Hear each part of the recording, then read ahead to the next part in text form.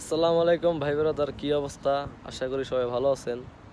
জি, আপনাদের দোয়ায় আমিও ভালো আছি। তো আজকে কথা বলবো যারা নাকি সৌদি আরবে ফুড ডেলিভারি কাজে আসতে চাইতেছেন, এখন আসেন নাই, যারা নাকি আসতে চাইতেছেন তাগো লেগে কথা হইলো এই আসা চাওয়ারটা ভাই বাদ দিয়ে দেন, বুঝছেন? এই সৌদি আরবে ফুড ডেলিভারি কাম অনেক রিস্ক পাই, কারণ এই রোডে চলে প্রায় 100, হাই স্পিড 100-120, তাও গাড়ি সব। আর আপনি ওর ভিতরে একটা বাংলাদেশে যেমন এই যে 80 হুন্ডা আছে না ভাই, 80 হুন্ডার মতো এলে এদেশের হুন্ডাটি 150 সিসি করা, হেলমেট দেয় একটা ভাই, বুঝছেন? যে ঢাকায় যে পাঠাও রাইড রাইড রাইড শেয়ার করে না, পিছনে একটা হেলমেট দেয়, আরে লো কোয়ালিটি। এই লো কোয়ালিটি হেলমেট দিয়ে মনে করেন আপনি ফুড ডেলিভারি দিতে হইব। আর কাজ কাম খুব কষ্ট ভাই, অর্ডার ঠিক মতো না মারা পড়লে আপনি স্যালারি পাইবেন না।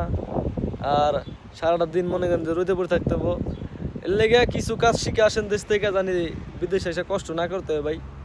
যেমন ইলেকট্রিকের কাম আছে, প্লাম্বারের কাম আছে, ওয়েল্ডিংয়ের কাম আছে, ড্রাইভিংয়ের কাম আছে, আর টুকটাক কিছু কাম আছে। এইসব কাজ শিখে তারপরে দক্ষ হইয়া এই দেশে আসেন ভাই।